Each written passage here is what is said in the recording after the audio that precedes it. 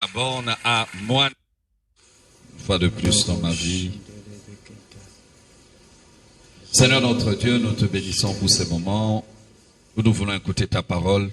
Souviens-toi de ton serviteur, qu'il soit un instrument puissant entre tes mains afin d'atteindre tes objectifs dans nos vies, dans nos cœurs, pour le temps et pour l'éternité. Que ces objectifs soient atteints par ton Saint-Esprit. Au nom de Jésus. Amen. Alléluia. Gloire à Dieu. C'est un culte magnifique et aujourd'hui pour la prédication de la parole, c'est un enfant de la maison qui est parti il y a quelques décennies de cela pour commencer un grand travail vers l'océan là-bas, vraiment à Mwanda. Et pour ceux qui sont là depuis longtemps, vous le connaissez, vous l'avez vu passer souvent. Il y a encore quelques temps, il était ici pour nous apporter la parole de Dieu. Alors nous allons accueillir le pasteur Serge Loussandou, pasteur de l'église de la Borne à Mwanda, et que le Seigneur nous bénisse. Amen. Bon appétit. Amen. Je vous salue tous ce matin dans le glorieux nom de Jésus, et ma salutation reste poissonneuse et océanique en Jésus. Je remercie les seigneurs qui permettent que ce matin nous soyons au milieu de vous, mais aussi les pasteurs Bondo qui est en déplacement et cela pour la confiance qu'il nous fait de pouvoir nous tenir devant vous et vous apporter le message du Seigneur. Le thème que je vais aborder avec vous ce matin, c'est le piège de siècle. Le piège de siècle. Nous connaissons tous ce que c'est un piège. Et quand nous disons de siècle au pluriel, c'est tout simplement parce que c'est le plus grand piège qui a été tendu à une personne. Et le diable a la renommée d'être celui qui tend le plus de pièges aux gens. Mais j'aimerais vous dire et vous le démontrer ce matin que le plus grand piège a été tendu par le Seigneur lui-même. Nous sommes dans Genèse chapitre 3, le verset 15. Genèse chapitre 3, le verset 15. Je mettrai inimitié entre toi et la femme, entre ta postérité et sa postérité. Celle-ci t'écrasera la tête. Celle-ci t'écrasera la tête. Et tu lui blesseras les talons. Nous sommes dans un contexte où Dieu est en train de distribuer les jugements sur l'homme d'abord, sur la femme ensuite, et après sur les serpents à cause du péché. Mais toutes les paroles que le Seigneur était en train de prononcer étaient des paroles de malédiction en fait. Mais ici, alors qu'il prononce une parole de malédiction et de jugement sur le diable, il semble qu'il insère une promesse.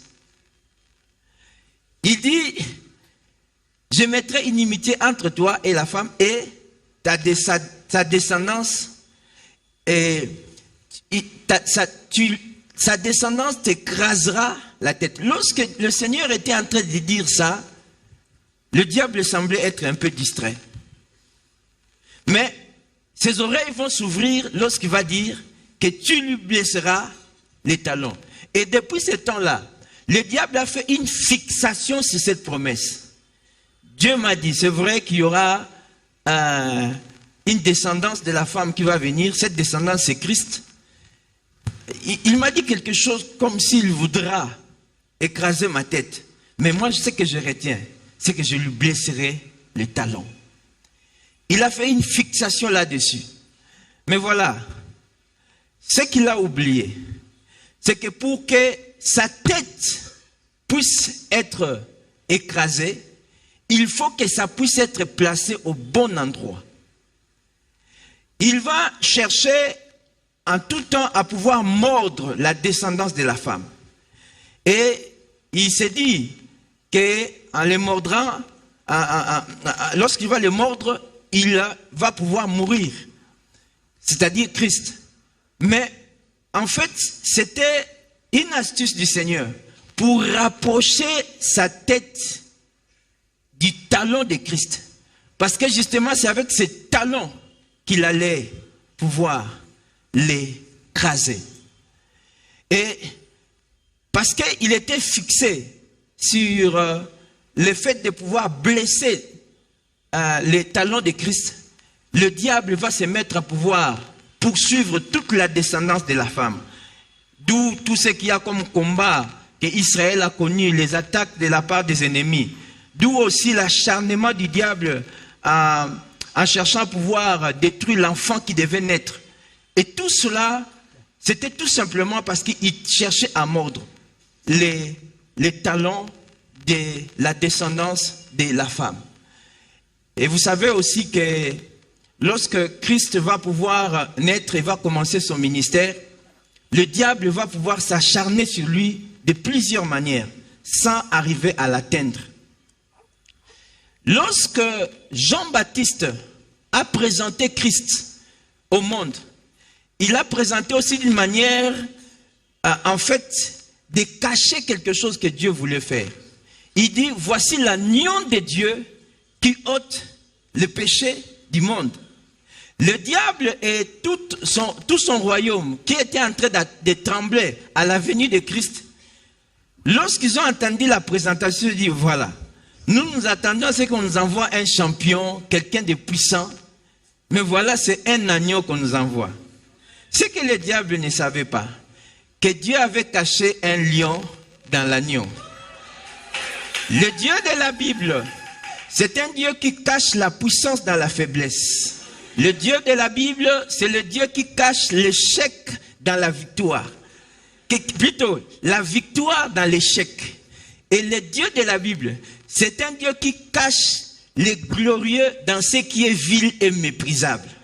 Le Dieu de la Bible, c'est celui qui cache un lion dans l'agneau. Aujourd'hui, quand Dieu te présente au monde, tu sembles quelqu'un de méprisable. Mais en fait, il connaît les lions qu'il a cachés en toi. Et au temps convenable, au temps venu, le lion va rugir. Et depuis ce temps, le diable s'est mis à pouvoir chercher à éliminer cet agneau-là. Il s'est dit, mais il est facile à éliminer. Tout homme est soumis à la mort. Nous allons aussi l'amener à l'abattoir.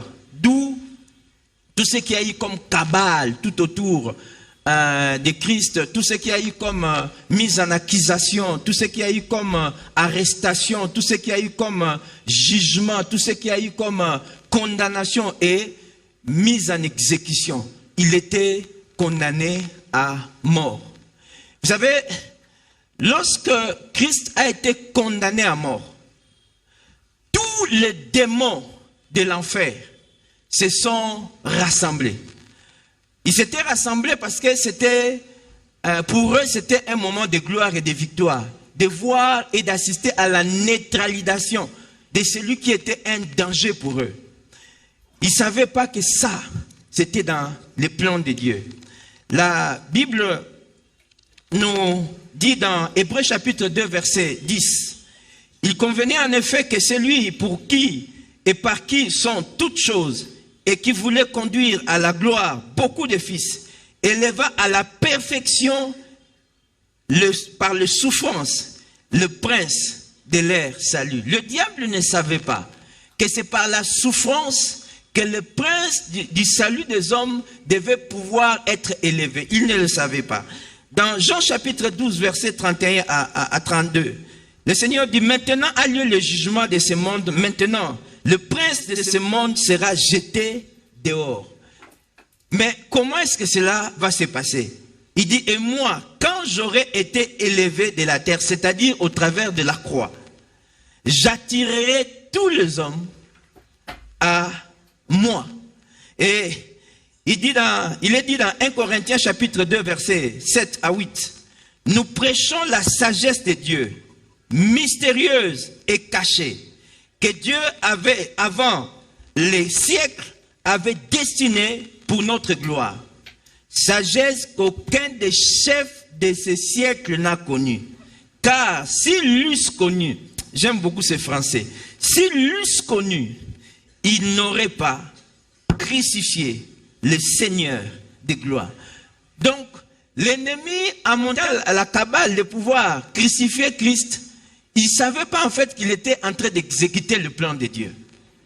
Et la mission de Christ était très claire. Dans 1 Jean chapitre 3 verset 8, la Bible dit, le Fils de Dieu a paru afin de détruire les œuvres du diable. Donc lorsque Christ a été condamné, non seulement pour les hommes, on pensait que c'était fini, mais aussi pour tout le royaume des ténèbres, ils pensaient qu'ils avaient gagné. Nous sommes là à 12 heures. Après 3 heures de crucifixion, les ténèbres vont pouvoir s'installer sur toute la terre. Et en ce moment-là, d'une manière spirituelle, dans l'invisible, tous les démons vont se rassembler là pour leur heure de gloire. Et ces événements se passent entre 12 heures à 15 heures. 4 choses, 4 actes vont être posés par le Seigneur pendant ces 3 heures-là. Et 3 autres actes vont être posés après la résurrection. Le premier acte qui va être posé, alors qu'il était là, pendu au bois, spirituellement, Christ va pouvoir entrer dans les sanctuaires. Il y avait un sérieux problème à régler, à résoudre dans l'humanité, le problème du péché. C'est le péché qui donne la force à l'ennemi, c'est le péché qui condamne l'homme à la mort. Le Seigneur devait d'abord régler ces problèmes-là. Voilà pourquoi il est entré dans les sanctuaires invisibles du ciel, pendant ce moment-là. Il est entré là-bas en tant que souverain sacrificateur, parce que tous les sacrifices, tous les sacrificateurs, le souverain sacrificateur avant lui était faillible et accomplissait un service qui n'était pas satisfaisant devant le Seigneur. Alors, il va entrer non pas seulement comme souverain sacrificateur, mais aussi comme sacrifice lui-même. Il ne va pas apporter des animaux, il ne va pas apporter d'autres sacrifices, mais il va se présenter lui-même comme étant le sacrifice parfait. Un agneau sans tache, sans ride, ni aucun défaut. Et ce sacrifice-là va être agréé par Dieu. Christ va verser le sang qui va pouvoir permettre l'effacement du péché de l'homme.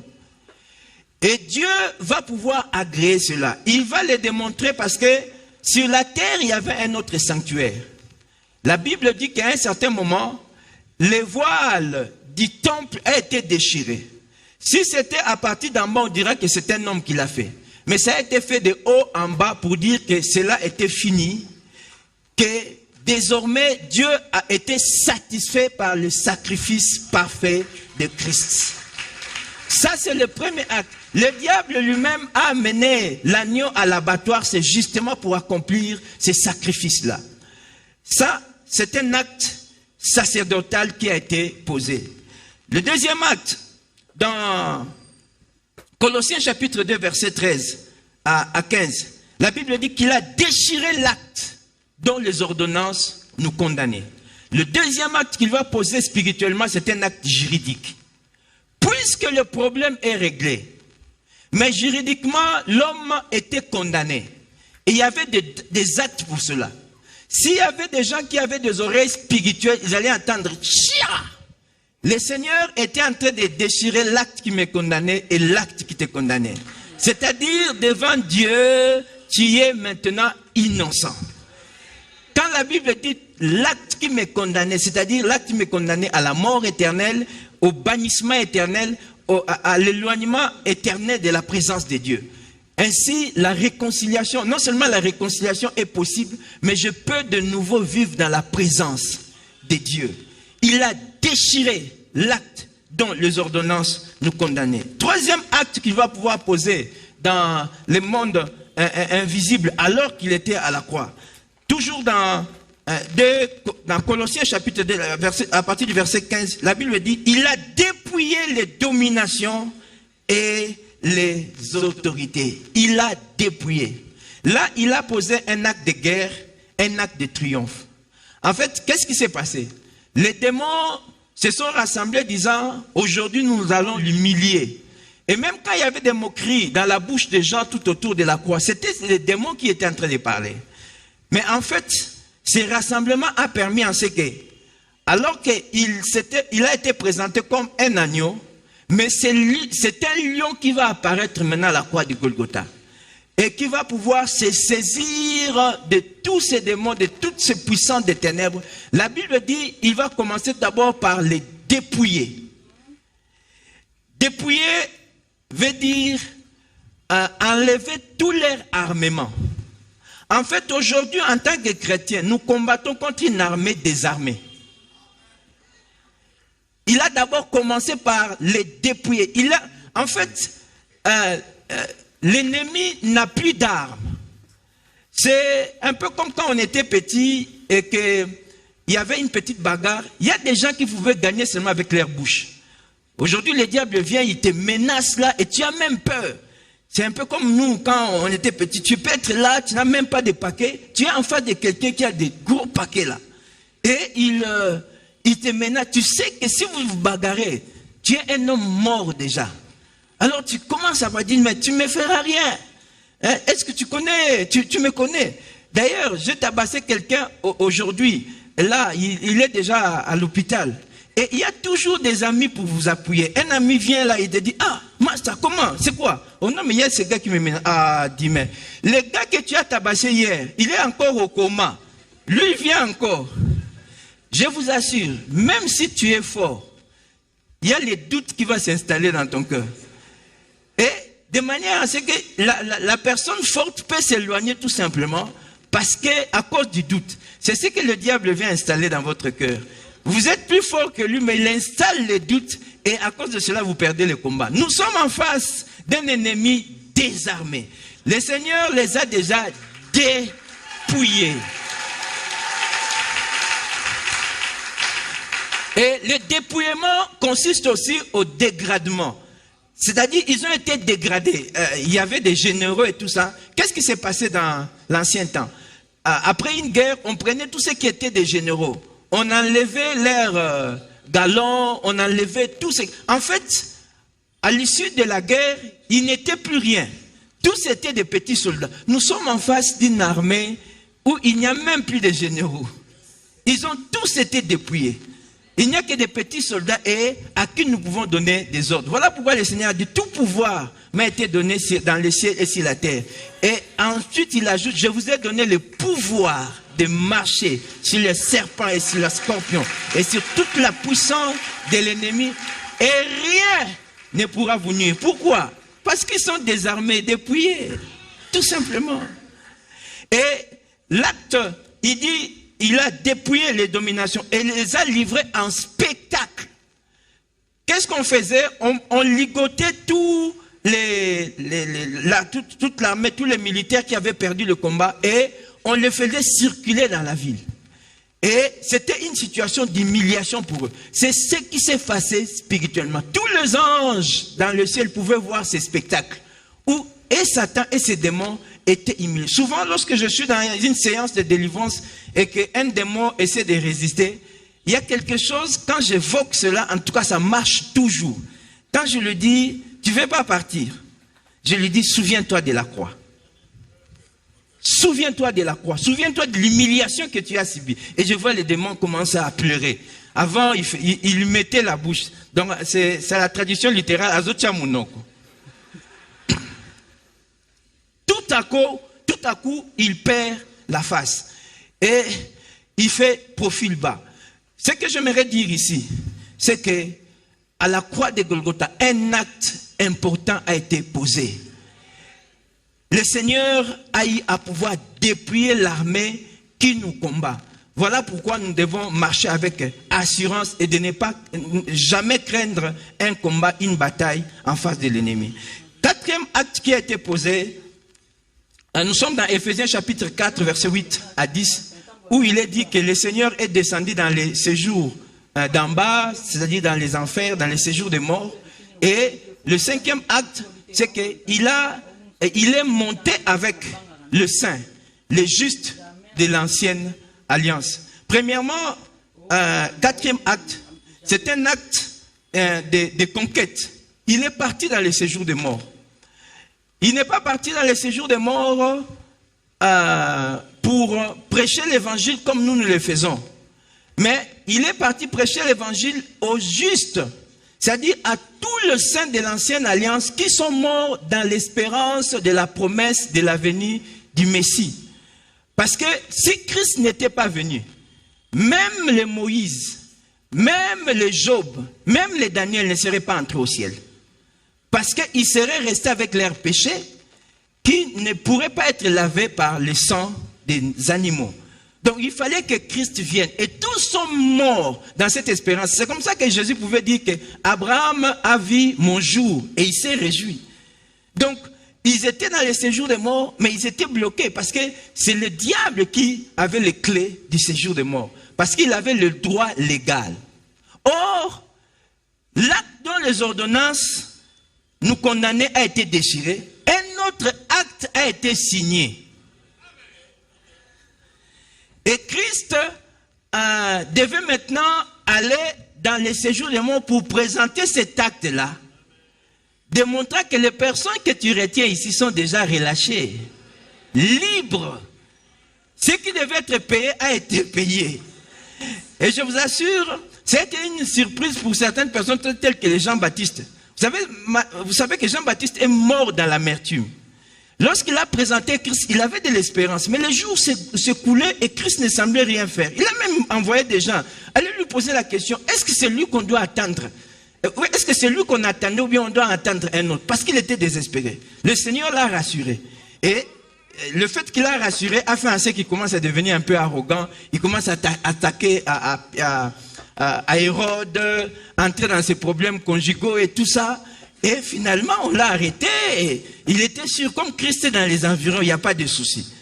Il a été arrêté, mis en prison. Et même lorsqu'il a vu quelqu'un venir lui couper la tête, il n'y a rien. Mais il n'a pas compris. On est venu vraiment, on lui a coupé la tête. Et il est vraiment mort. Et même quand il s'est retrouvé mort, il dit, je suis mort, quoi. Avec Christ à côté. Je vous assure, il est descendu dans les séjours de mort avec un regret. Et il était dans la prison. Quand il est mort, il s'est retrouvé dans une autre prison. Dans une autre prison. C'est-à-dire dans les séjours de mort. Il dit non, c'est pas possible. Alors c'est Christ là, il est venu faire quoi? Alors que Christ est descendu dans les séjours de mort, il allait de cellule en cellule. Il se présente dans la cellule de Jean-Baptiste. Jean-Baptiste leur a dit, tu es venu encore me chercher ici. On était là-bas, tu n'as rien foutu. Voilà, toi-même on t'a tué. Christ va dire, je suis le rejetant de David. Je tiens les clés de la mort et du séjour de mort. Je ferme et personne n'ouvre et j'ouvre. Et personne ne peut fermer. Et celui-là, il a ouvert et tous les justes de l'Ancien Testament étaient libérés. Et il est monté avec eux dans les lieux appelés les paradis. La promesse qu'il a faite à son compagnon d'infortune, il a dit, aujourd'hui même, tu seras avec moi dans les paradis. Or, il lui faisait une promesse pour quelque chose qui n'était pas encore. Mais ce que Dieu dit devient déjà une réalité à partir du moment où il le dit. C'est comme ça que le bandit est entré au même moment que les justes de l'Ancien Testament dans les paradis. Donc, le cinquième acte qui va être posé, c'est celui d'un acte de délivrance. Il a délivré tous ces captifs-là et il les a amenés à un lieu de repos.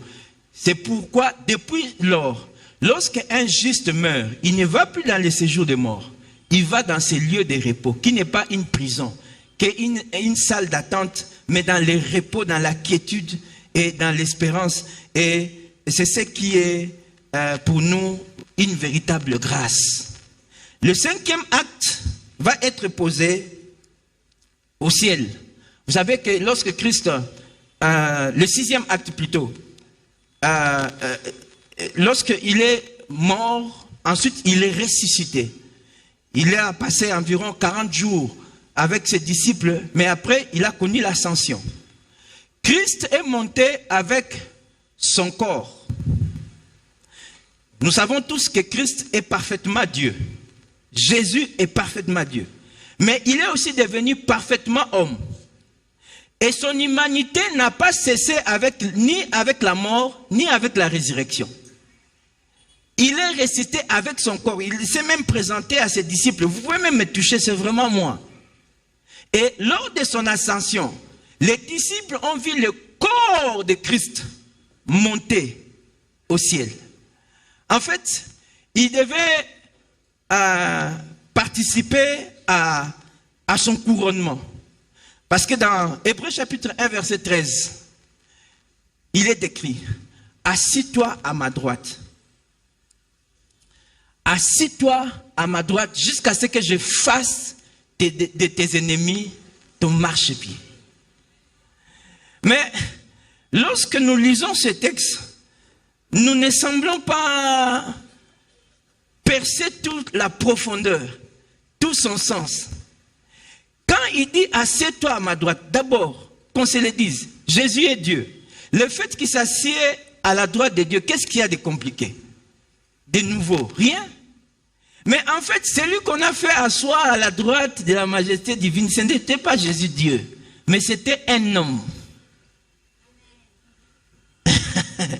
J'aimerais nous dire qu'il y a un homme au ciel assis à la droite de la majesté divine.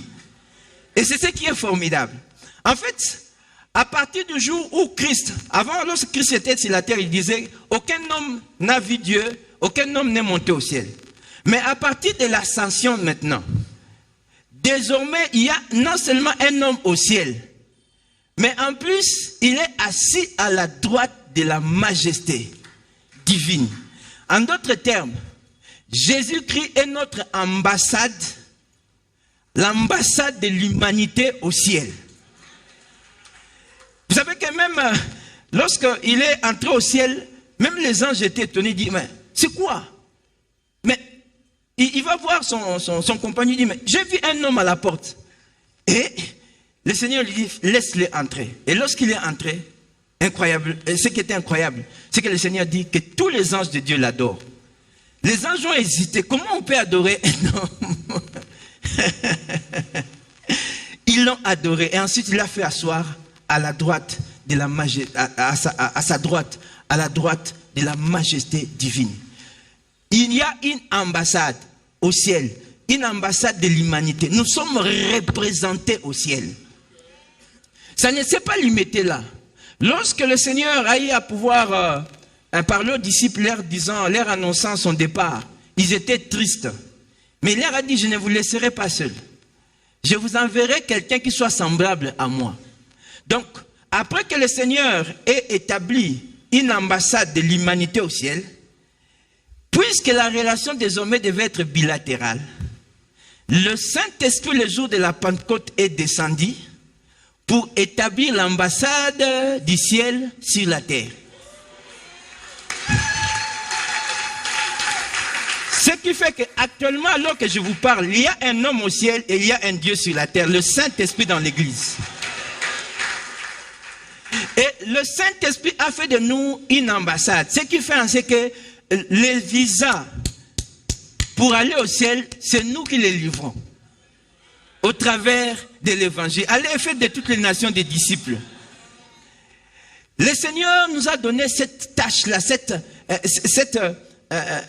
cette mission-là, de pouvoir délivrer des passeports au travers de l'évangélisation. Lorsque nous ne le faisons, et il y a suffisamment de passeports, quand nous ne le faisons pas, nous condamnons les gens à la destruction, à la mort et à l'enfer.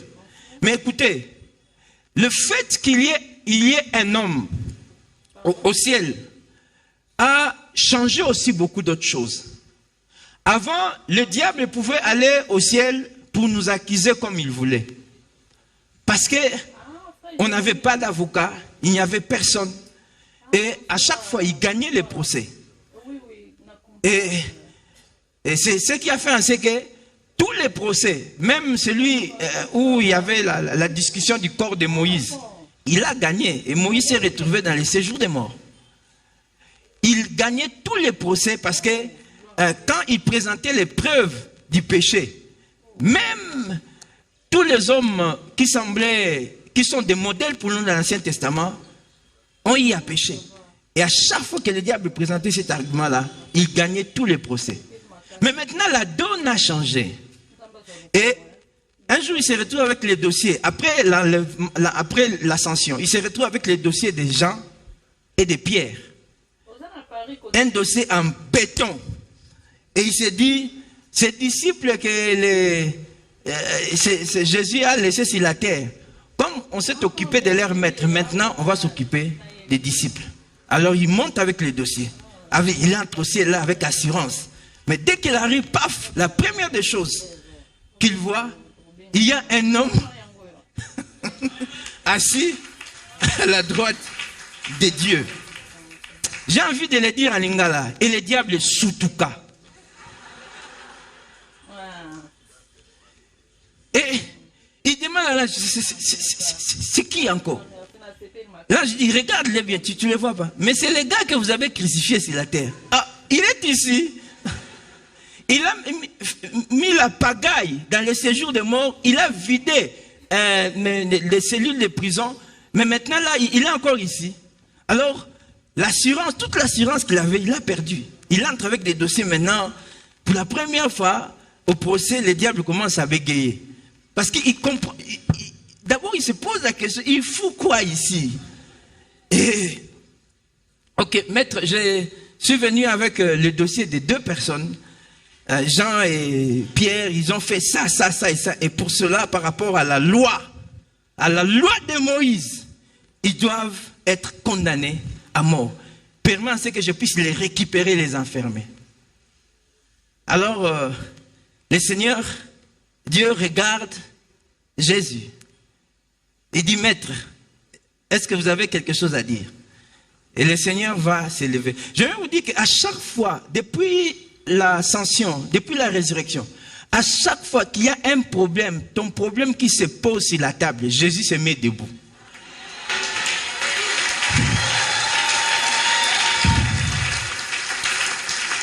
Et Étienne l'a vu. Lorsqu'il était jugé sur la terre, la Bible dit, j'ai vu le ciel ouvert et le Fils de l'homme debout à la droite de la majesté divine. À chaque fois que quelqu'un veut te déranger, le Seigneur se met debout.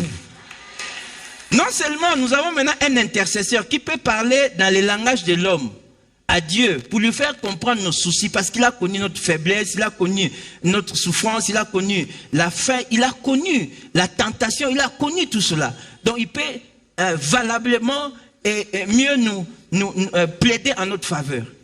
Mais maintenant le Seigneur regarde Jésus et Christ s'élève. Il se présente d'abord. Maître Jésus-Christ, avocat au barreau près de la cour céleste.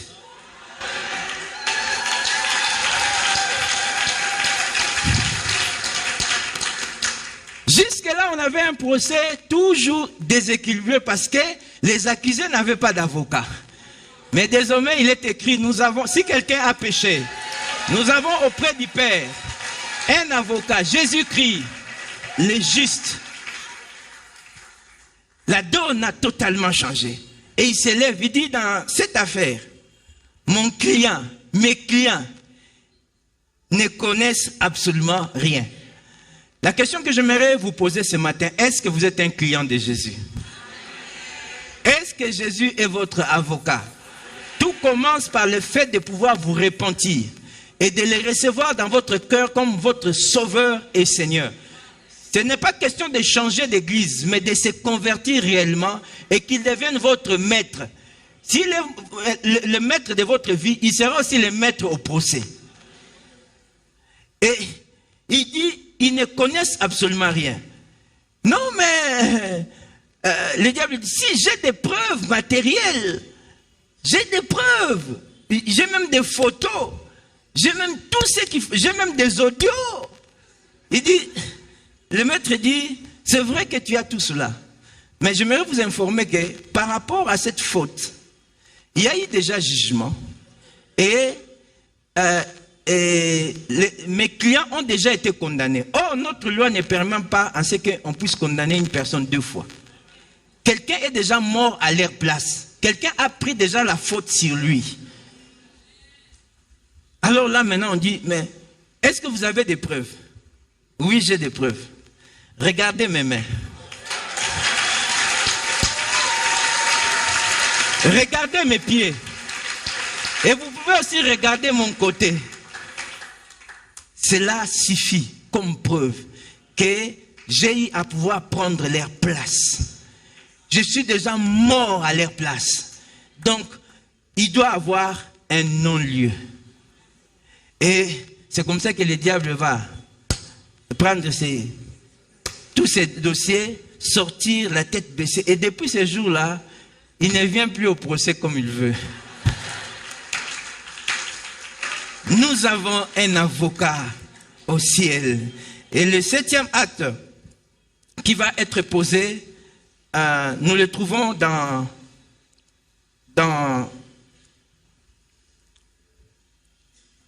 Apocalypse chapitre 5, le verset 1 à 5. Ici c'est un acte de garantir l'avenir. Le Seigneur garantit l'avenir. Vous savez, un ange va apparaître. Un homme était assis sur le... Dieu était assis sur son trône et il avait un livre. Et un ange puissant va apparaître.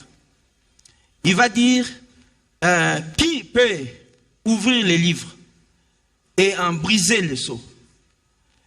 Qui peut le toucher? Qui peut le regarder? Mais la Bible dit, à partir du verset 4, nous sommes dans Apocalypse chapitre 5, à partir du verset 4, et je pleurais beaucoup de ce que personne ne fut trouvé digne d'ouvrir les livres, ni de les regarder. Qu'est-ce qui était dans les livres? Il y avait tout d'abord, il était écrit toute l'histoire future de l'humanité. Comment est-ce que les choses allaient aboutir? Mais il était aussi écrit l'avenir de tout un chacun de nous. Jusque-là, notre avenir était caché en Dieu. Mais désormais, parce qu'il y a au ciel un homme, c'est-à-dire quelqu'un qui est notre semblable, qui peut regarder pour nous dans les livres et nous les communiquer, nous les révéler. Non seulement en tant qu'intercesseur, en tant que communicateur de Dieu, il peut nous révéler ces choses. Mais en plus, s'il y a des choses qui ne sont pas à notre avantage, il peut le régler pour notre compte. Et beaucoup de gens aujourd'hui vivent dans le désespoir. C'est ce qui amène le prophète, plutôt Jean, à pouvoir pleurer. Il dit, et je pleurais beaucoup. Parce qu'il espérait qu'il aurait accès à la révélation qui est dedans. Sur son avenir, sur l'avenir du monde, de savoir qu'est-ce qu'il devait faire. Il pleurait, il était désespéré. Vous savez, dans notre vie, il y a des situations qui nous arrivent, qui nous amènent à pouvoir être désespérés. Et on peut avoir certains atouts, mais même ce que nous avons ne résout pas tous les problèmes. Je prends un exemple. Si tu as des problèmes sentimentaux, tu demandes la main à une sœur, et cette sœur te refuse. Même si votre père est un général, qu'est-ce qu'il peut faire dans cette affaire? Il ne va pas appeler la fille, il va lui dire, yo, lingaye. Non, ça ne se passe pas comme ça. Il y a toujours des situations, même si vous avez beaucoup d'argent, mais il y a des moments où même les médecins peuvent dire qu'ils n'ont pas de solution scientifiquement parlant pour votre situation. Et lorsque l'homme se retrouve dans une telle situation, dans un tel état, il plonge dans le désespoir, dans l'anxiété, il a peur, il ne sait plus vers où se tourner, où lever ses yeux. Et ça nous amène à des pleurs. Je ne sais pas combien de personnes pleurent et même pleurent beaucoup ce matin. Mais Dieu a vu vos larmes. Et au verset 5, il est dit, « Et l'un des vieillards me dit, ne pleure point. » Et c'est le message que je suis venu apporter à quelqu'un ici. Ne pleure point. Voici le lion de la tribu de Juda. Lorsqu'il était présenté avant, c'était l'agneau de Dieu. Mais ici, c'est le lion de la tribu de Juda. Le rejeton de David. Lorsqu'on insiste sur David, c'est parce que David, c'était un vaillant. Pour votre souvenir, c'est celui qui a vaincu Goliath. C'est-à-dire qui a réussi à vaincre les ennemis les plus redoutables. Et Jésus, justement, il est le rejeton, c'est-à-dire le fils de David. Le rejeton de David a vaincu pour ouvrir les livres, et c'est 7 sceaux. Le Seigneur a vaincu pour vous. Il y a quelqu'un au ciel pour suivre ton dossier. Généralement, dans notre vie, même quand on a introduit un dossier dans une entreprise, nous savons, nous connaissons, même dans les services de l'État. S'il n'y a pas un service de suivi, s'il n'y a pas quelqu'un pour essayer un peu de faire accélérer les choses, s'il n'y a pas quelqu'un pour veiller à ça, on peut prendre votre dossier et même le jeter dans les oubliettes. Mais s'il y a quelqu'un qui le suit, on peut être sûr que ça va aboutir. J'aimerais te dire que dans tous les dossiers que tu introduis au ciel aujourd'hui, il y a quelqu'un qui le suit. Non seulement il le suit, mais il voit, il sait, il a toute la révélation. Christ, Dieu, n'avait pas besoin de révélation parce qu'il savait qu'est-ce qui était dans les livres. Mais Christ, homme, avait besoin d'ouvrir, avait besoin de voir. Et il a vu pour toi. Voilà pourquoi il garantit ton avenir. Tu n'as rien à craindre. La peur de l'avenir est inutile pour tout celui qui a Jésus-Christ comme Seigneur et Sauveur. Parce que Christ en nous, c'est l'espérance de la gloire. Baissons nos têtes dans la prière.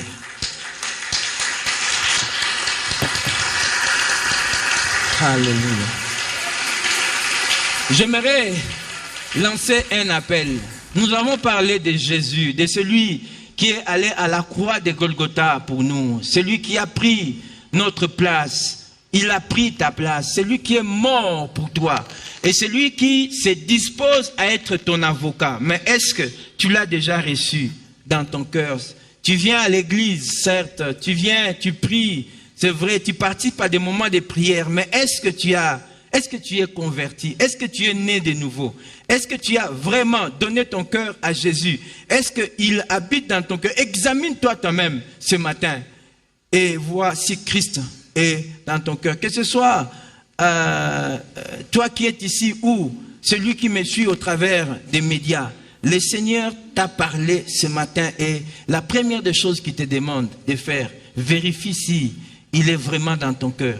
Et là, j'aimerais prier avec ceux qui se sentent touchés et qui se sont dit, j'aimerais pouvoir prendre position aujourd'hui pour Christ, afin qu'il prenne aussi position pour moi, le jour où je me tiendrai devant Dieu. Alors que nous avons nos yeux fermés, nos têtes courbées, j'aimerais demander à celui qui sent qu'il a une décision à prendre, de pouvoir lever sa main là où il est. Et je vais pouvoir prier pour toi.